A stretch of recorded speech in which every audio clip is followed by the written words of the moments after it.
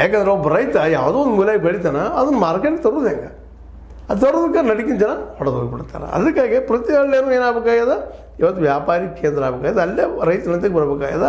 ಪ್ರತಿ ಪಂಚಾಯತ್ನಿಗೂ ಒಂದೊಂದು ಗೋಡಾವನ ಮತ್ತು ಖಾಲಿ ಬಿದ್ದಾವೆ ಸಾಕಷ್ಟು ಬಿಲ್ಡಿಂಗ್ಗಳನ್ನ ಅವುಗಳ ಬಳಸುವಂಗೆ ಅಲ್ಲೇ ಕಲಿತು ವಿದ್ಯಾರ್ಥಿಗಳು ಮತ್ತು ನೌಕರಿ ತಗೊಂಡು ವ್ಯವಸ್ಥೆ ಮಾಡಿದ್ರೆ ಏಕಾಲಕ್ಕೆ ಉದ್ಯೋಗ ಕೊಟ್ಟಂಗೆ ಆಗ್ತದೆ. ಜೊತೆಗೆ ಅವ್ರು ಬೆಳೆಗೆ ಇಟ್ಕೊಳ್ಳೋಕೆ ಜಾಗ ಸಿಗ್ತದೆ.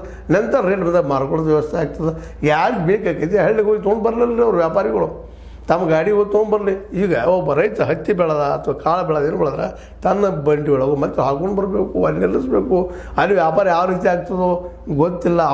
ಅವಾಗಂತೂ ನಿಮ್ಗೆ ಗೊತ್ತಲ್ಲ, ಲೀಲಾವ ಅವು ಕಡಿಮೆ ಆಗ್ತಾವೆ, ಏನೇನೋ ಆಗ್ತಾವೆ, ಗದ್ದಿರ್ತಾವೆ ಮತ್ತು ವ್ಯಾಪಾರಿಗಳು ಆದಷ್ಟು ಬಿದ್ದೇ ಬಿಡ್ತಾರೆ ಯಾರಾದರೂ. ಹೀಗಾಗಿ ರೈತ ದೊಡ್ಡ ನುಕ್ಸಾನ ಅದು.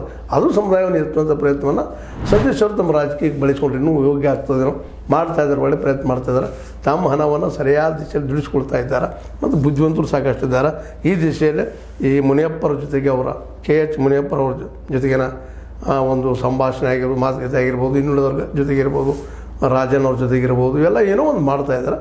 ಅವರಲ್ಲಿ ಒಂದು ಒಕ್ಕಟ್ಟು ಪ್ರಯತ್ನ ಮಾಡ್ತಾಯಿದ್ದಾರೆ. ಇದು ನಮ್ಮ DK ಅವರು ಯಾವ ರೀತಿಯಾಗಿ ಪ್ರತಿಕ್ರಿಯೆ ಮಾಡ್ತಾರೆ ಅನ್ನೋದು ಅಷ್ಟೇ ಮುಖ್ಯ.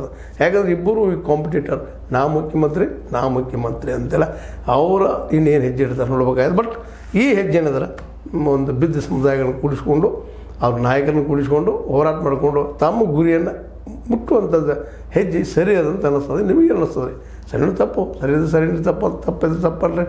ಲೈಕ್ ಮಾಡಿ ಡಿಸ್ಲೈಕ್ ಮಾಡಿ ಏನು ಮಾಡಿಬಿಟ್ಟು ನೋಡ್ತಾ ಇರಿ ಅಂತ ಹೇಳ್ತಾ H60 ನ್ಯೂಸ್ ಅರ್ಥಾತ್ ಸೀತಾರಾಮ್ ಸತ್ಯದ ಕೈಗೊಂಡು ವಂದನೆಗಳು.